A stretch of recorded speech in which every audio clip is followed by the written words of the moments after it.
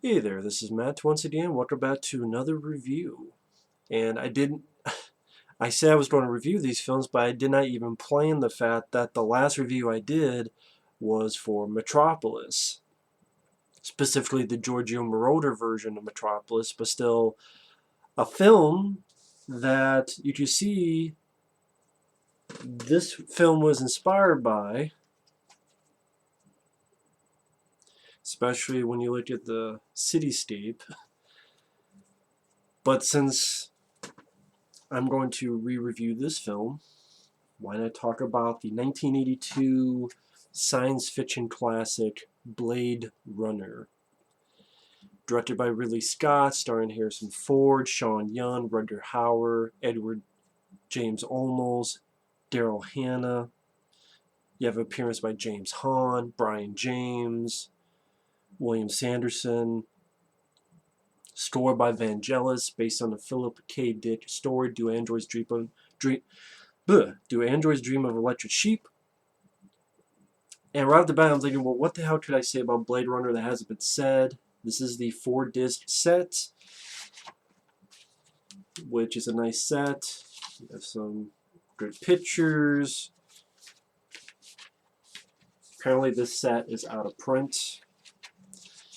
I know that because I was actually going to maybe get another set because this disc 4 enhancement archive, there's some weird fucking mark on there which makes the disc not work. Like you don't be able to see with the reflections, but like, no, you can't. But see, sort of right where my finger is like some little mark on there, and yeah, the disc doesn't work. So I'm like, fuck. And I had some interviews, featurettes. Hey, what can you do? So, what do I say about this movie? First time I saw this film was probably when I was 10 to 12 years old. I know that because it was the VHS tape of the 10th anniversary of the film. It was the VHS tape that did not have this cover. It had a cover of Harrison Ford running, and then it had 4 pictures of the characters: Sean Young, Rutger Hauer, Daryl Hannah, and Edward James Olmos. And 10th anniversary, 82 to 92. I know I did not see it right away, so it might have been 93, 94.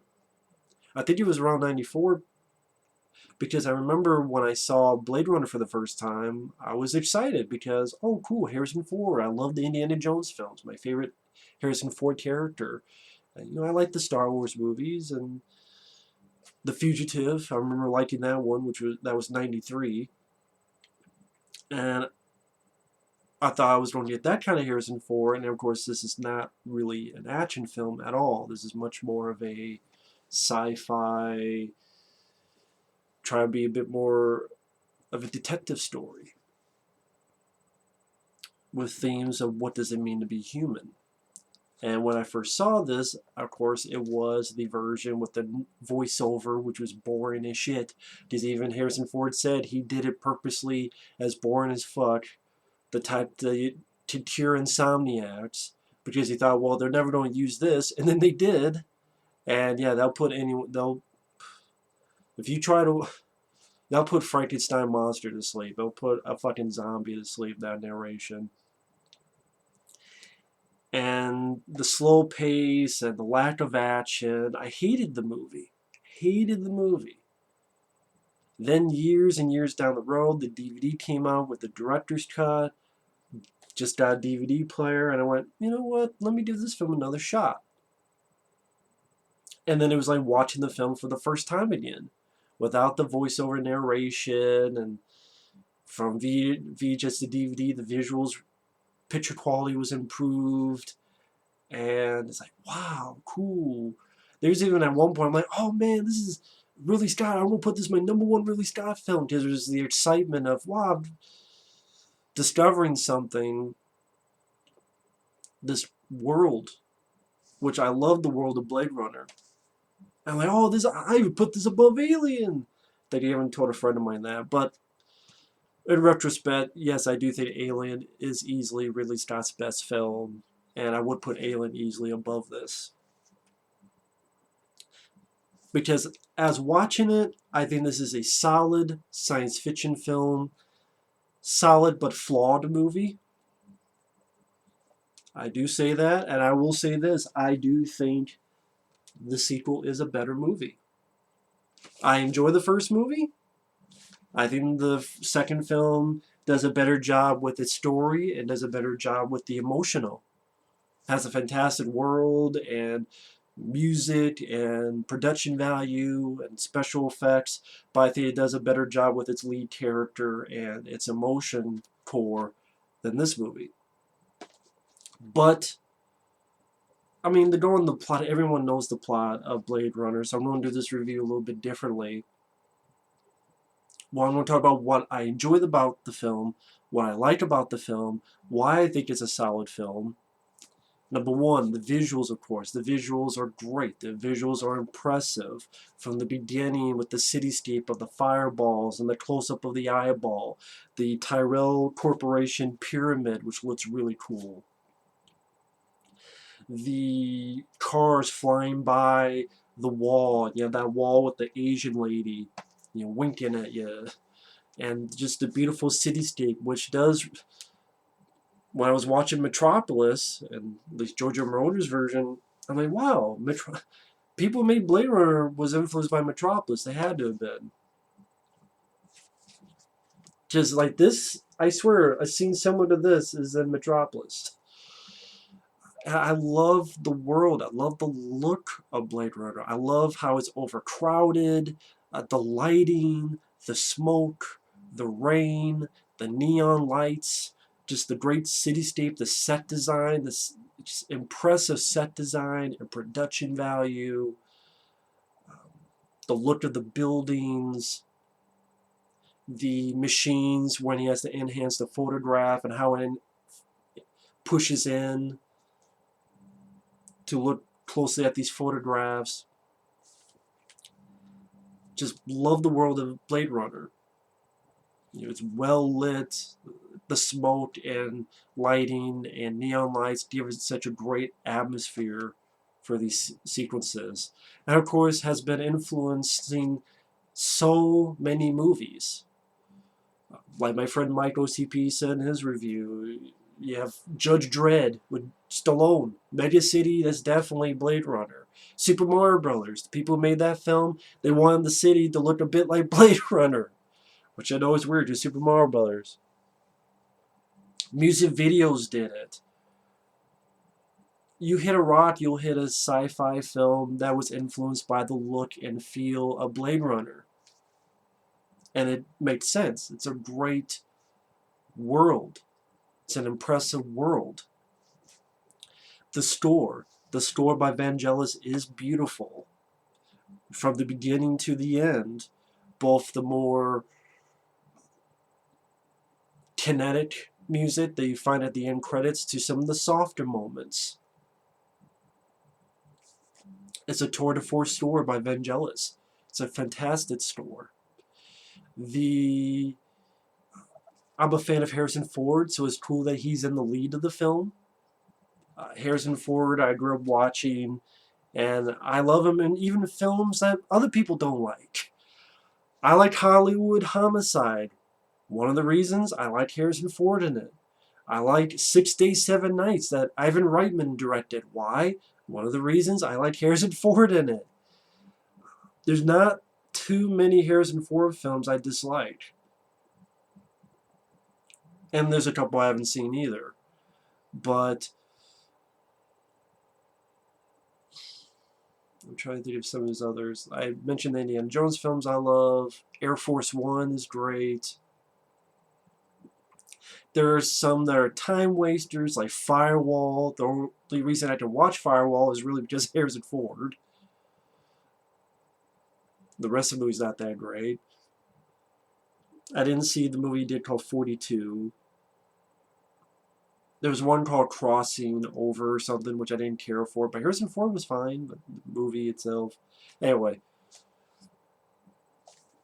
You know, I like Harrison Ford. I think he did a fine job with what he had to work with. Rutger Hauer does an excellent job as the villain. that even though he's the villain, he does have some traits that make you kind of sympathize with him, because he's a guy just trying to live, and him and his friends are just trying to live. And I wouldn't say this is my favorite role of his. My favorite role of Rutger Hauer would be either as the Hitcher or in Split Second. As a villain, it would be the Hitcher. As a hero, it would be Split Second. But Rutger Hauer, like a friend of mine says, when he plays a good guy, he plays a really good guy.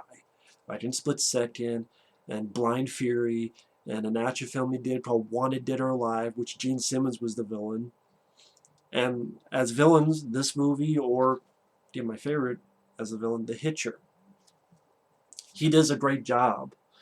Daryl Hannah as Priest, especially when she puts on this stuff on her eyes, this blackness. I thought she did a good job.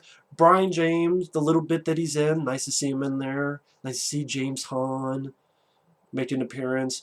William Sanderson makes an appearance. This is a guy I remember from the TV show Newhart. This is my brother Daryl, this is my other brother Daryl.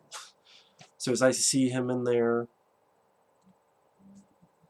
Emmett Walsh, who I remember from Missing in Action and Red Scorpion, among many other movies. It's cool to see him in there as the police captain.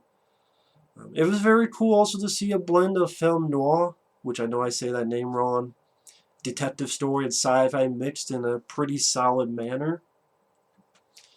And I appreciate the interesting themes that it brings up throughout the flick.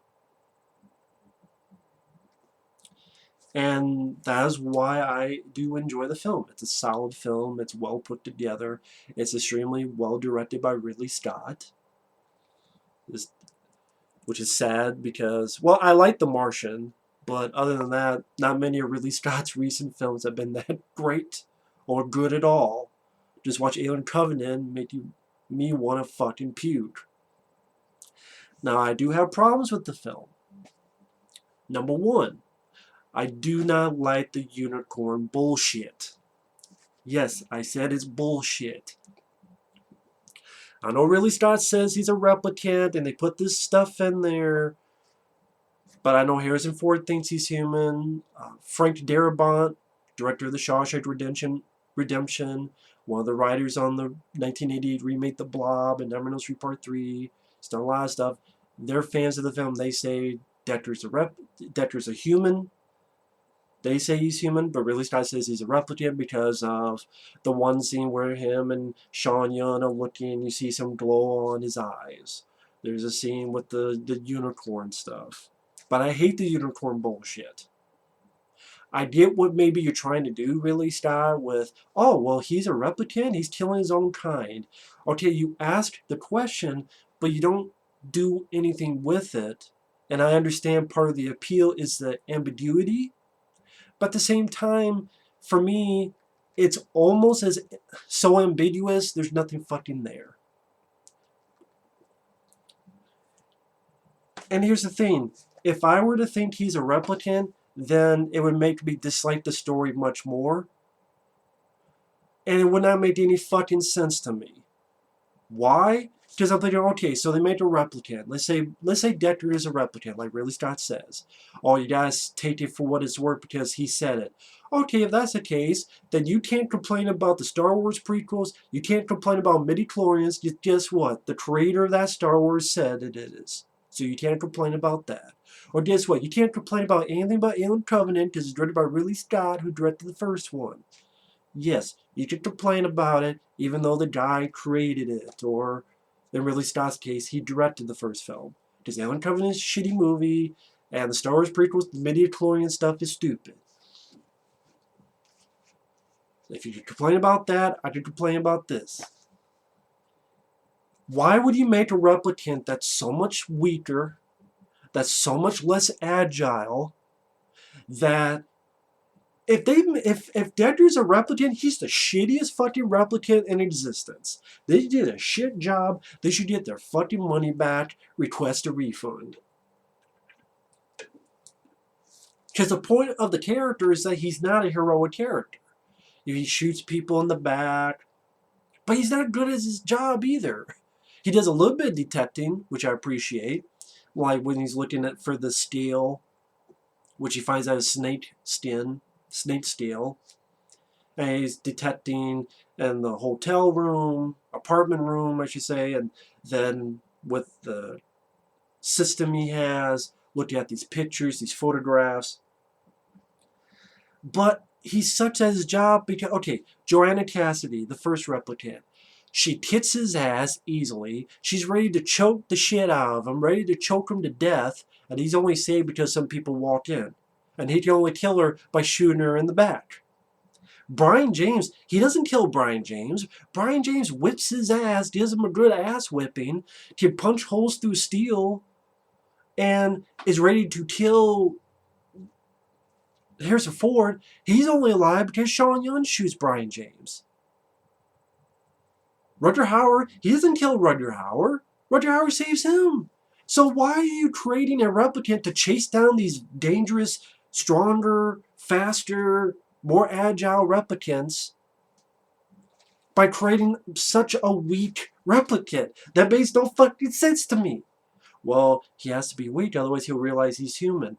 Oh, guess what? If you're implanting memories in the person, you can implant any fucking memories. You can implant the idea that, hey, we have this fucking pill. We have this fucking type of steroid. It's safe to you, but if you inject it or you take the pill, you'll be stronger. You'll be as strong as them, so you can take them. It'll just have some after effects, so you can't take too much. You can put all that shit in. It's sci-fi. Okay? Or you can get some fucking a group of people that chase them, people that you don't like. Which I think would be a lot cheaper than building a replicant who's so much weaker. And then, when Deckard finds the unicorn at the end, you think of one of three things. One, he realizes he's a replicant, but then he shows no emotion, no amount of being freaked out, no amount of, what the fuck? I mean, I would think if I found out I'm not human today, I would have a couple curse words. In fact, I probably have about 50,000 curse words. I would look at it and go, and enter a fucking elevator. What kind of reaction is that? That's probably the case because Harrison Ford thinks he's human, so he didn't want to act that way. But as the film that we have, if you find out you're not human, I would be a bit more freaked out. But they don't show that. Second, he doesn't realize it, which makes his tears just fucking stupid. Or third, it means something else. I don't know what Ridley Scott means for it, that he's a replicant. But then, maybe you should have Harrison Ford, I don't know, act and react like, oh shit, I'm not human. Yeah, I think you'd have a little bit of freak outness about that. That's what I mean, when you break it down, it doesn't make any fucking sense in the story. You create a replicant that's so much fucking weaker, that's so much, that only gets out of it by luck. Two of them, the male, he doesn't kill, he's ready to be killed. Luck. So, I mean, that doesn't make any sense to me. I hate that unicorn bullshit. And then the whole, but he's killing his own kind. Yeah, it's ambiguous, but they really do nothing with that. Which is one of the things I like about this film more. Because the lead character, they do more. There are not one, but two instances where he realizes something. And you see the emotion, you see the reaction, you see what comes of it. Which makes the character more interesting. Which gives me a payoff. It makes more sense to me than this. And you see that he's stronger, and you see that he's capable. Which makes sense. Logically makes sense.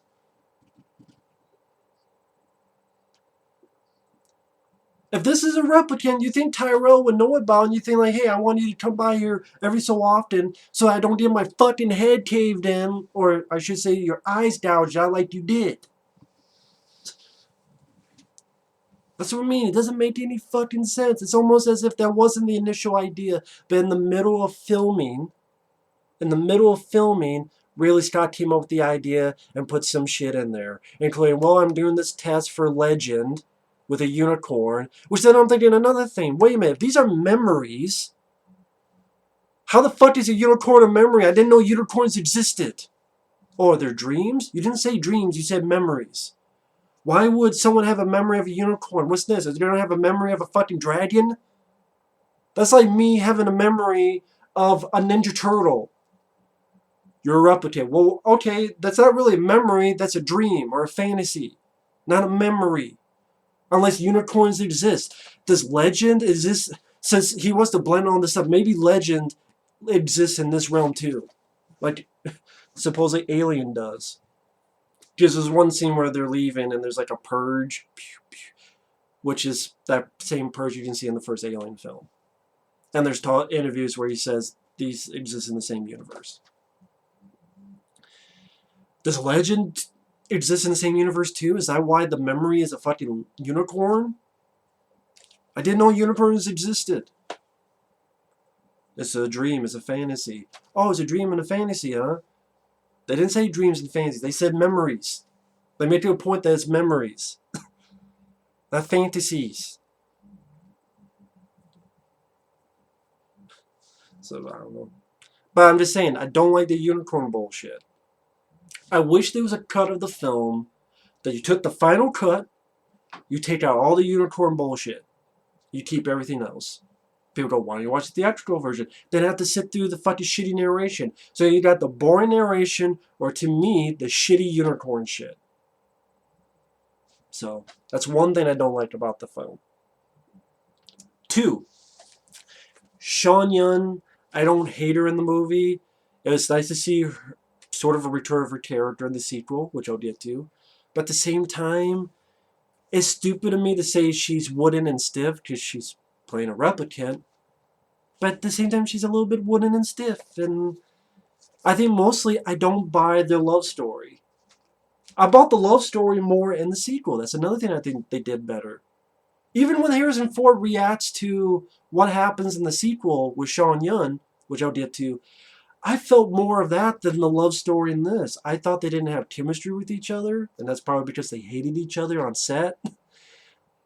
When I think of love story like Starman, Jeff Bridges, Karen Allen, that's a love story I can feel more.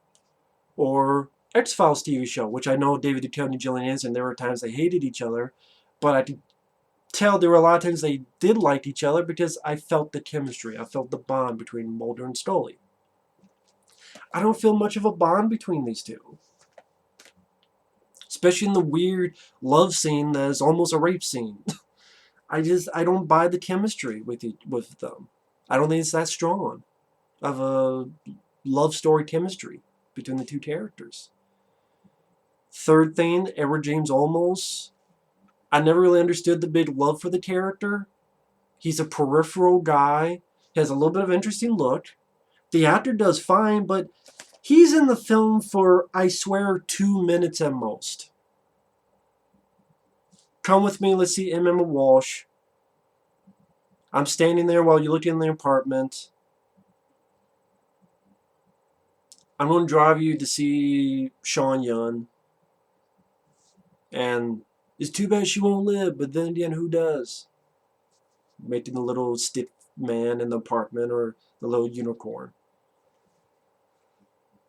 He didn't really offer much to me in the proceedings. I could have easily seen him cut out of the film. Again, he's not bad acting-wise. It's just for a guy who was on the VHS cover of the 1992 10th anniversary. I'm like, he doesn't... Okay, he's sort of peripheral character. Okay? And a couple little things. The ending to both are not my cup of tea. When Harrison Ford enters the elevator and the director's or final cut, I swear I was ready to see it to be continued. If he entered, they closed to be continued. I would not have been surprised. Because it felt a bit too abrupt for my taste. And then the ride through the outtakes of The fucking Shining, which they were outtakes from The Shining, the wide shots.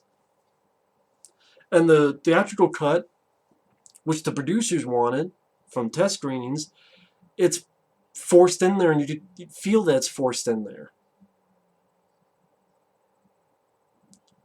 I don't know, maybe if it wasn't for the stupid narration, maybe if you had that same scene without the narration, maybe it would work more. I don't know.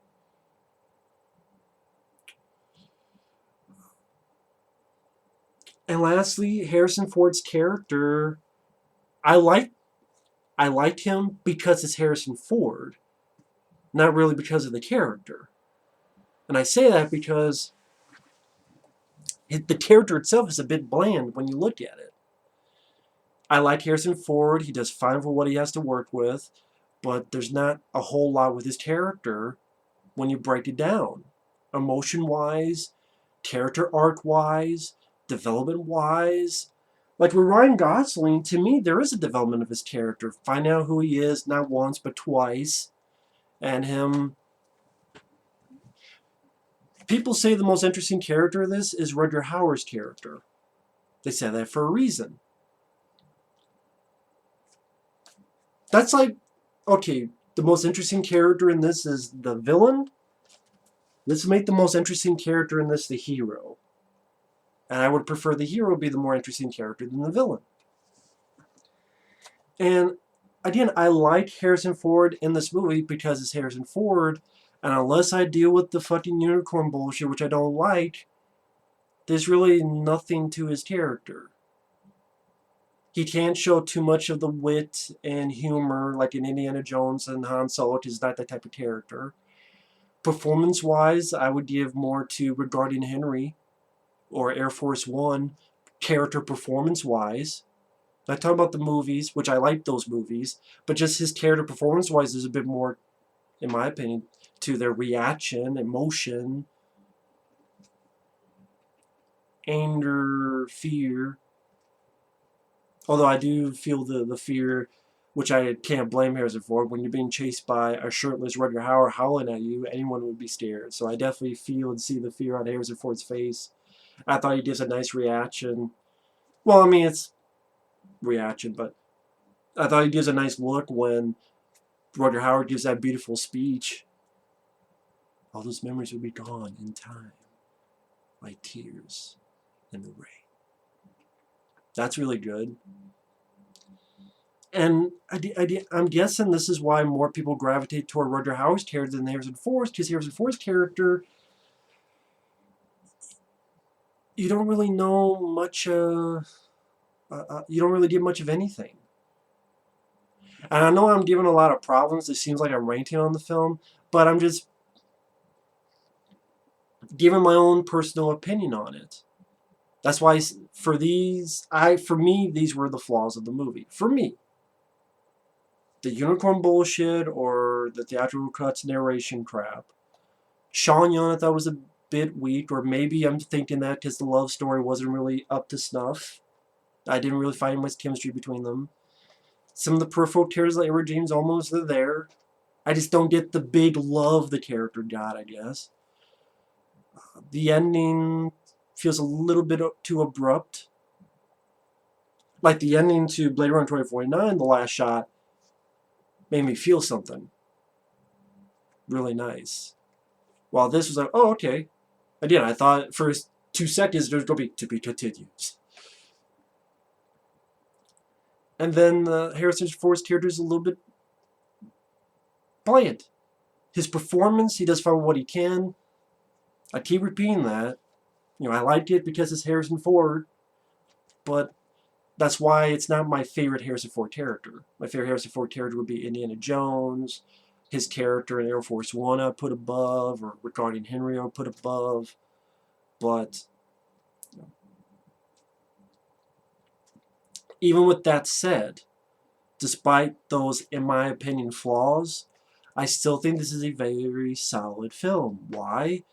For utilizing the elements of the detective stories, so the Humphrey Bogart days, mixed in with the science fiction. It brings up some interesting ideas about what it means to be human.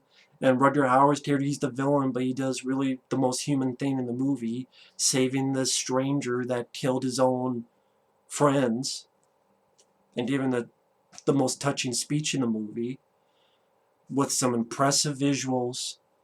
great set design, beautiful music by Vangelis, and some nice recognizable actors like Harrison Ford, Daryl Hannah, Rutger Hauer, M.M. Walsh, James Hahn, etc. Brian James, may he rest in peace. So overall, I do enjoy Blade Runner. My favorite Ridley Scott film would still be Alien, but still a good flick. Love that poster. Great poster. Yeah, again, the cop, it's a heroic pose, but he doesn't really do a lot of heroic things, which is, I guess, the point of the film. That's why I'm like, again, he's a replicant, but he fucks up all the time. Man, they need a refund. Maybe he's malfunctioned. That's why he fucks up all the time. But I liked the film. I enjoy the film, but I do, after watching it again, feel this was a better movie. It still has impressive visuals, great music, set design, but the story I enjoyed a bit more. Doesn't have the stupid unicorn bullshit or the stupid narration of either version. Yeah, I have a few little tiny nitpicks in it, but I will, in the next video, when I re-review this, talk about why I do enjoy this more than the first film. But again, I am not bashing this film. Believe me, I would be willing to bash if I hated it. I do enjoy the film. Also, I don't like Night of the Living Dead, the original. I respect what it did, but I don't like that one at all. Except maybe the lead guy. But other than that, I don't like the original Night of the Living Dead. There are classes. I don't like The Exorcist. I reviewed The Exorcist. I talked about how much I don't like it.